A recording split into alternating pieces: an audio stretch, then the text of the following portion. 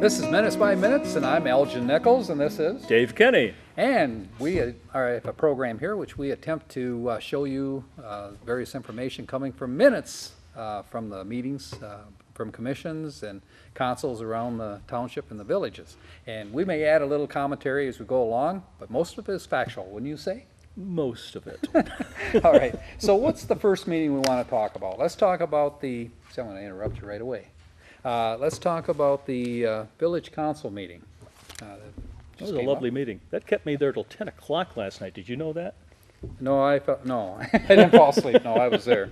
I was videoing it. Yeah, they had a lot to cover though, didn't they? Oh, they did. Okay. They had a couple of closed sessions, of course, which we can't discuss here, which is, you know, kind of tantalizing to the viewing public out there. And you can't discuss. I didn't know anything was going on. You shoved me out in the hall. I did. All right. And you guys were rather noisy out there, but that's another subject. We actually we had our attorney come out and he made you move, right? That's right. He rode herd on us and just pushed us down towards the police station. That worked good. There was some new business that was discussed, though, and one of them was a dispatch proposal request for Orion Township supervisor. He sent a request that for their fire department to have us handle their 911 capability. And we have the facilities and the personnel to be able to handle their amount, and they're talking somewhere around $30,000 a month, you know, to do this process. But they have a deadline, which they want this done quite rapidly because they have a 6-month period in which they have to make a notice to their present company that's supporting this effort for them in order to get out of it. So they want an answer from us. And this was what was referred to as the next generation 911? Next generation 911. Now, as you know, there's a lot of things going on with the 911 subject. There's a special subcommittee which is hooked up with the Orion Console, and our particular people on that is, we have two of them, is our council president, Mr. Albensi, and Susan Basardi. And they will meet, which we've had a problem right now trying to coordinate dates, as you well know. That was one of the subjects that came up.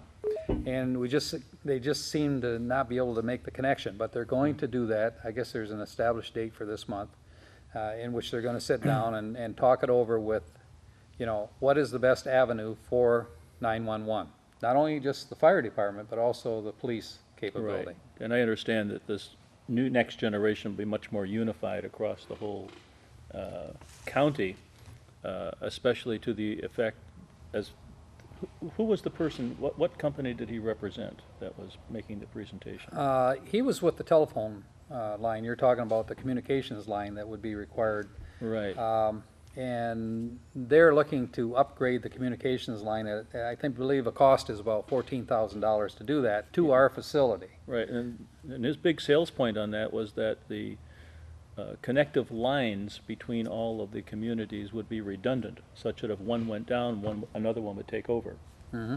Well, Chairman Albensi pointed out the fact that, let's say, just for the heck of it, that 911 in Oxford was no more. And the reason why that's said is because there's a lot of options out there. One is concerning the county, right, Oakland County. And their system is quite a bit less money than what it takes us to operate. Orion Township is looking at the same possibility of going with the Oakland County. But they're undecided yet, too. Right. And so what they're doing is they're actually putting feelers out there as to what other options there might be. When we say Orion Township, are we talking a unified system in Orion, Lake Orion, and Orion Township?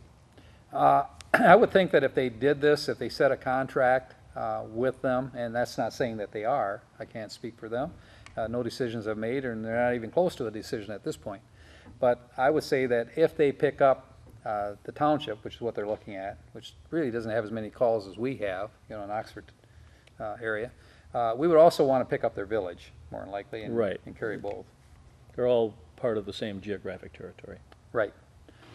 So, of course, would there be more additional fee? Absolutely. There would be additional charge, you know, pick up the village. So that's a consideration. They will be looking at all of those possibilities. The main key here, of course, is to try to save money for both Oxford, which is primary here, and Lake Orion. And if we can do it together, that's great. If we can't, then we need to look at other alternatives. Right. So it's just the beginning of it. A lot of people are emotional about the 911, that they like to have the personal connection in the community with the 911 people. Now, when you, But let's talk money, though. but when you're talking 911, you're essentially talking police dispatch, aren't you? Dispatch, not the police department, but that's a separate issue. Oh, is it? Okay, all right. Just wanted to be clear. Oh, you're very clear. So anyway, what are your thoughts along this line? Well, once again, I think the county came in and, a couple of months ago, wasn't it? And made a presentation that would essentially, as I recall, save the community about $200,000. That's correct. But But there's more to it than that, too. I mean, There's more? Yeah, there's But updated wait, equipment. there's more. Yeah, there is. Because there, if we do this, there's certain things that we need to do. One of the things I just mentioned is a telephone line needs to be placed. And of course, that was tabled until information comes back from the special committee. There's no sense in replacing a line or improving the lines if for some reason we don't use 911 dispatch in Oxford. Right. So they're kind of putting that on the back burner. And there's other equipment issues too. Like we have to be upgraded, in order to match the various frequencies and so forth, that the county requires and the state. Are these communities facing any kind of a deadline to make these decisions? Only when it comes to their contract agreements. For example, there's a whole different issue that they have to look at. There's certain contracts involved with the personnel here, and there's contracts involved with their personnel. And it's a timing issue. Once a decision is made, and I don't know if this group is going to make the decision, all they're going to do is make the recommendation. And then it'll come before the council. The council will decide what direction to take at that point. The one thing that I hate to see here is that they spend so much time, going back and forth and not accomplishing a whole lot in a period of time that they have. They need to get down to brass tacks and make a decision, inform the people, make them aware of what's going on. There's more to be said, and we'll continue that in just a moment when we come back. We'll be right back. Welcome back to Minutes by Minute. I'm Elgin Nichols, and I'm Dave Kenny. at least last time I checked, he was. Okay, and when we left, we were talking about 911, and I think that's pretty much on the burner, and it's there's a lot to be done before that actually comes to this conclusion. Wouldn't you agree? Yes, there's probably going to be more meetings and more discussion, and we hope that somewhere along the line that there will be a unified system, either with the county or with the Orion Township and Oxford Township people. I think when it comes down to it, they're going to have to take the emotional side out of it and look at what's going to save the community as a whole and every resident within the community, but that's my thought. What's yours? As they say, you have to be prepared to move out of your comfort zone to make progress. Okay, so that you feel all nice and snuggly, is that it? Right. Okay. Another thing they did, though, during this meeting is they approved a police car. But it's Right. going to be paid for when? Next year, I think? Next year, I think they were trying to shift part of the 2012 budget to 2013 and pay for Right. the car that way. Apparently, they have a Crown Victoria, which are not being made anymore, and I think they had 80? bids on a Dodge Charger, and what was the other vehicle? I don't know, but I know the old machine has something over 80-some thousand miles on it.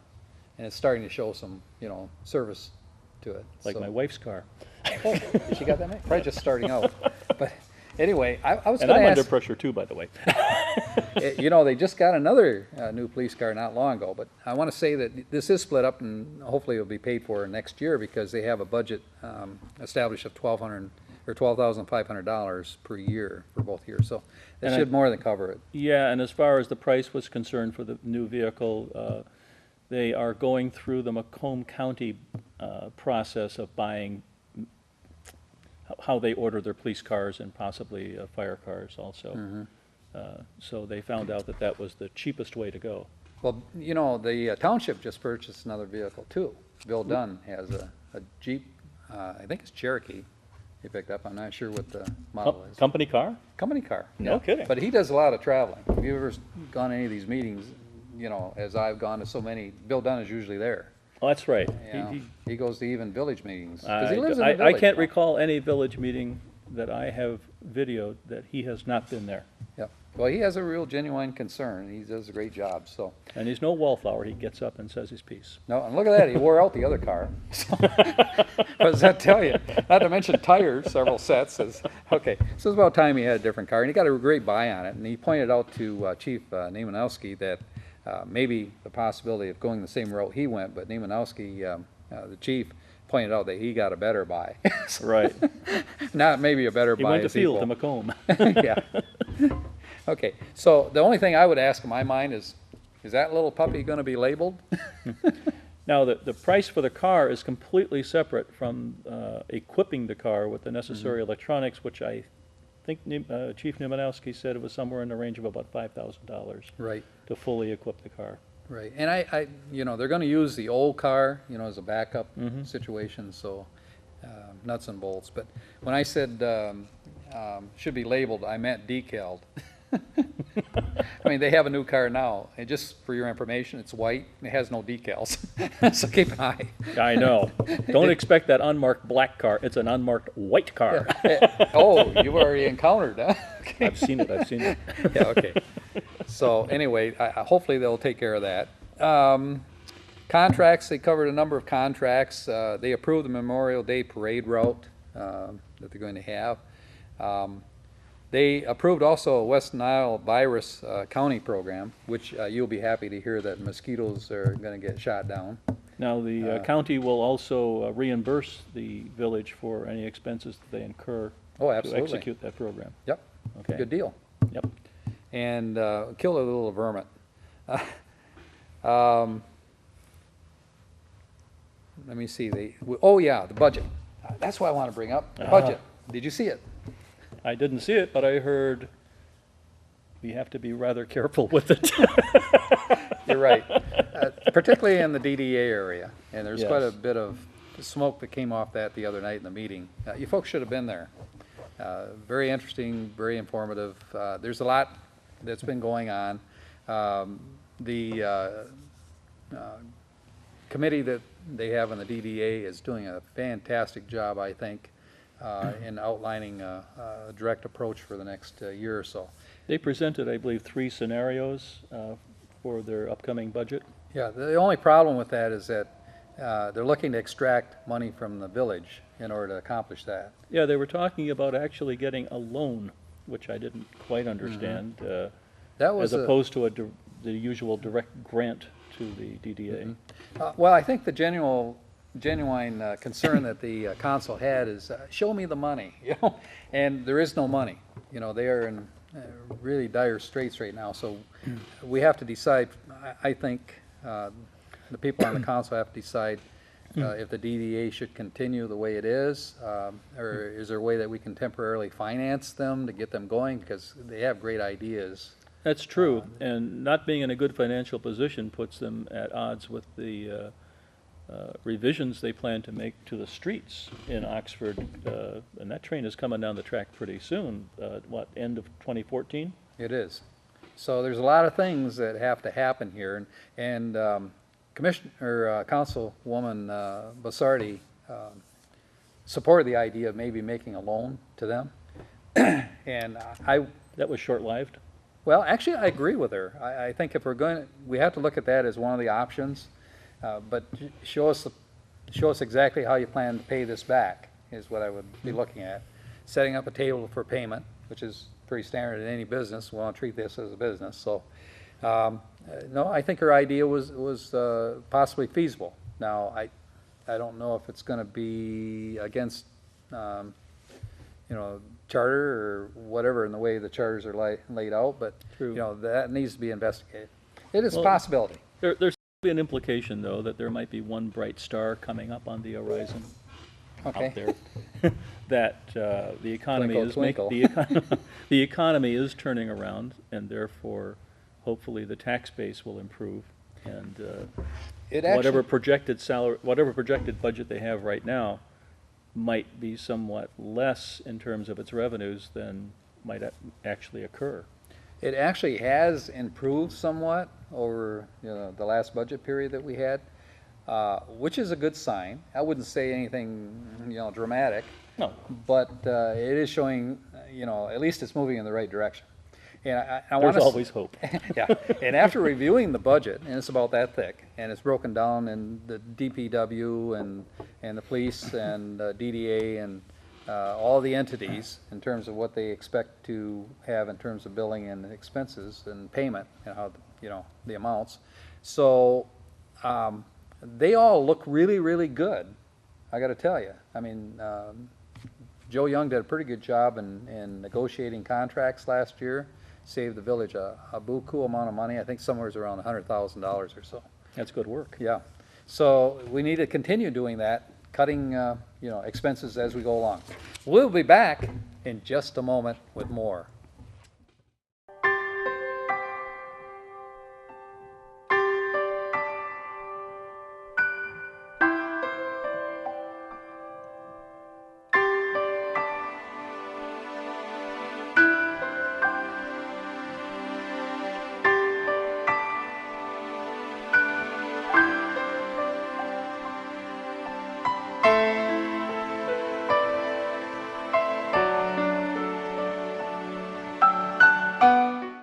This is Minutes by Minute. I'm Elgin Nichols, back with you, and this is Dave Kenny. And we have beat to death the council meeting.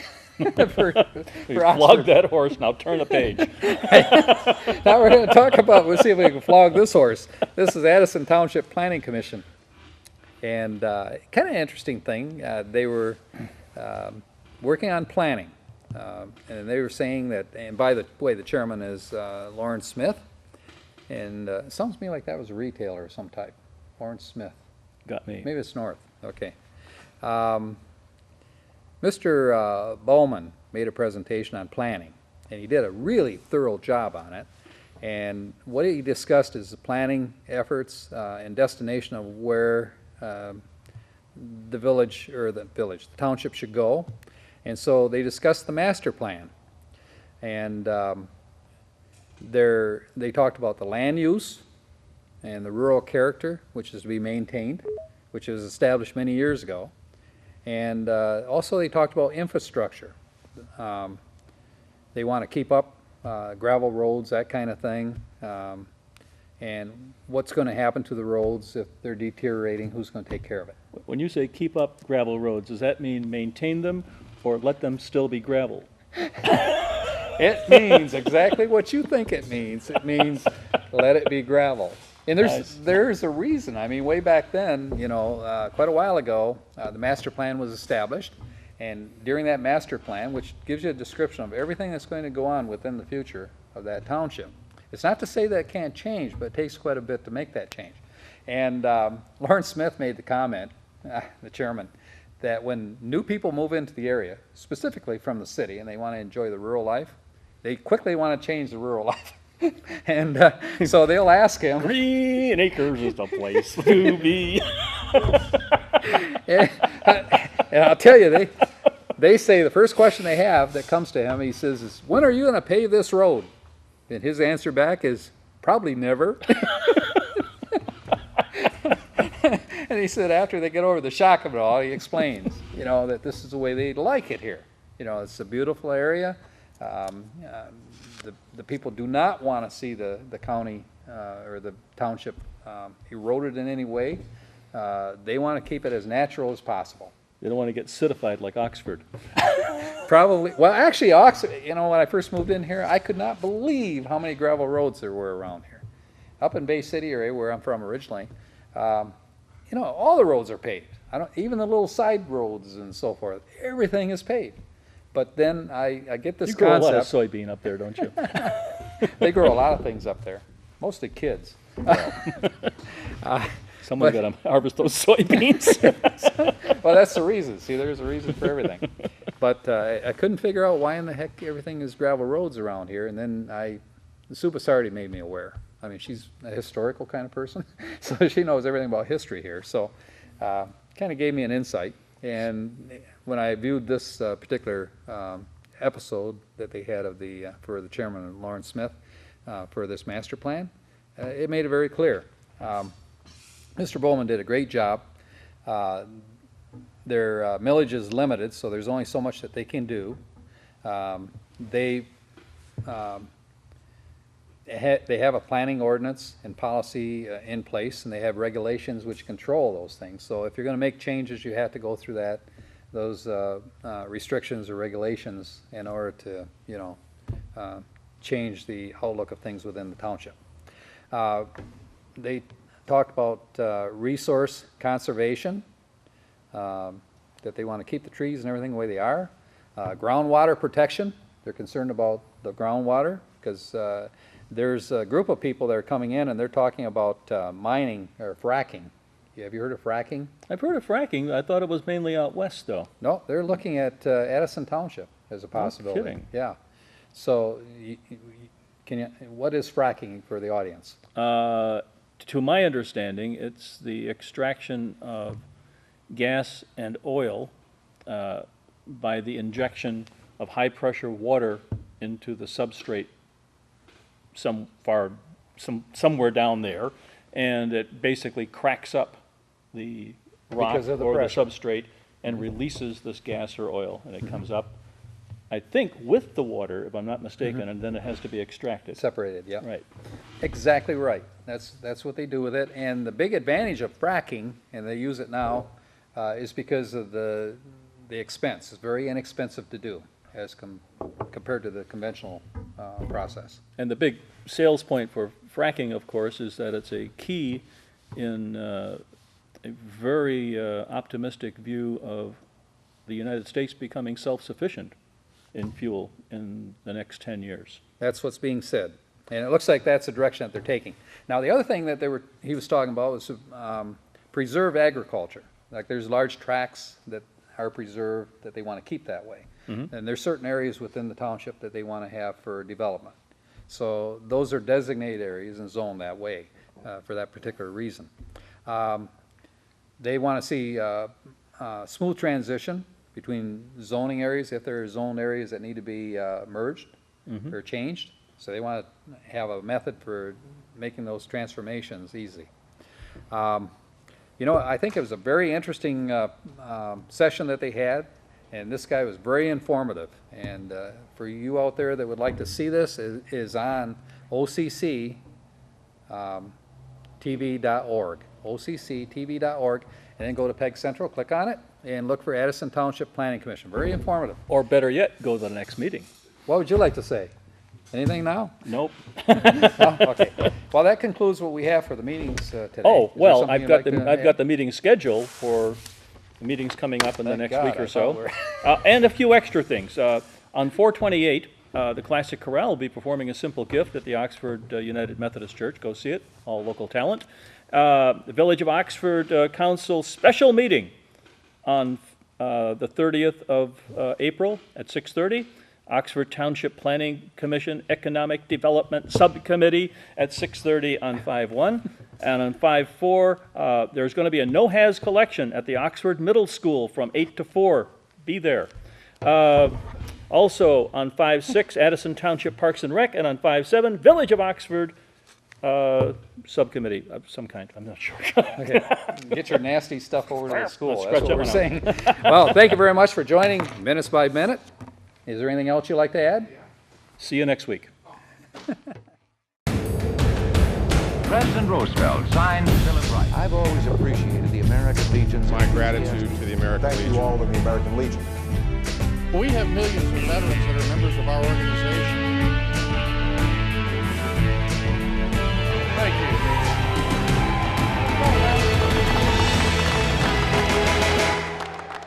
The American Legion. We serve America and its veterans.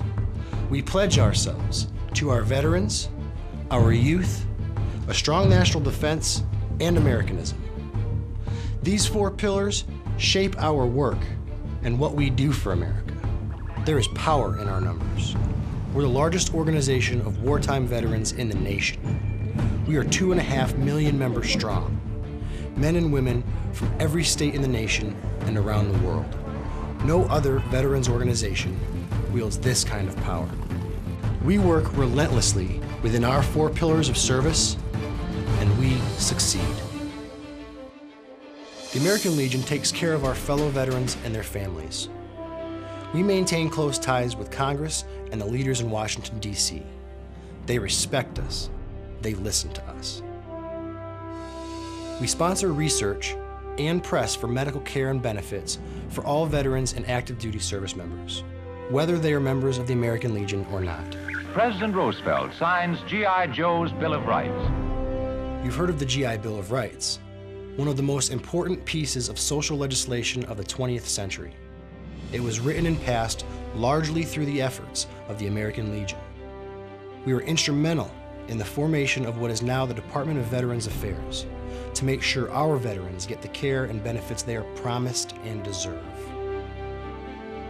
The young people of our nation are our future.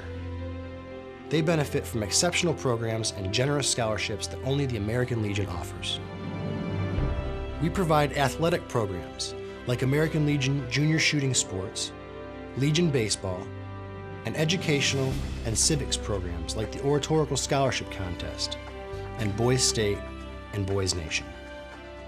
As Supreme Court Justice Hugo Black stated, the quality of justice that Americans receive should not depend upon the amount of money they have. We promote citizenship and an appreciation of government.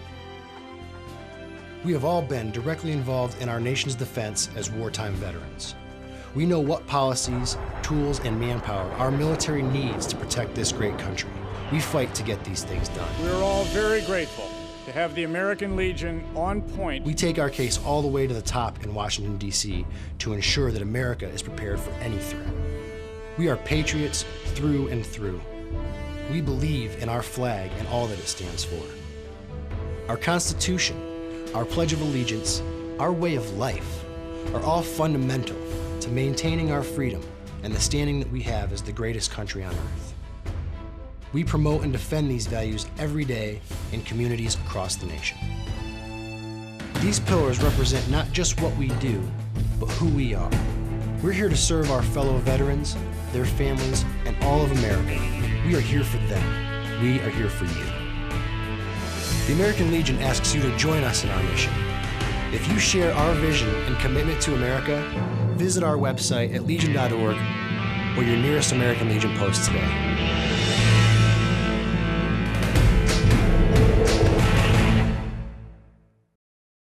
Hi, I'm Ken LaPlace, and I'm the new director here at OCTV, and I'm on a recruiting mission. I want you to join us. Here at OCTV, we're launching a new revolution in public access television, one that's going to take us in a direction that's exciting and challenging.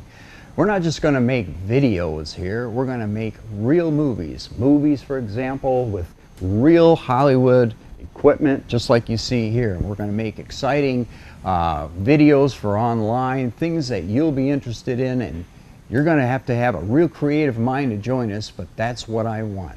And then we'll be able to take all that creativeness that you have and be able to put that into our editing systems here, some of the finest software packages on the market. We'll teach you how to do animation. We'll teach you how to do motion graphics and put together your videos. And yes, like I said, we'll be able to do some really cool movies here.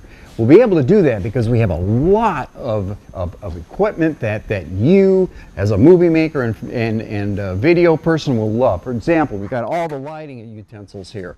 We have plenty of sound gear. Say you want to become a TV reporter. Well, we have an entire set here, and I'll be able to teach you how to be a multimedia journalist, and you'll be able to take that information and hopefully maybe you can get a job. I've been in the business for over 30 years, and I intend to teach you how to take my experience and use it for your benefit. And of course, we've got sound stages. We're going to do all kinds of bands and interviews, and I need your creative minds to be able to say, hey, look, I can help you dress this out. I can tell you what kind of shows I want, but it's going to take you. I'm on a mission. I need your help. OCTV, come on down. Talk to me. Again, I'm Ken LaPlace.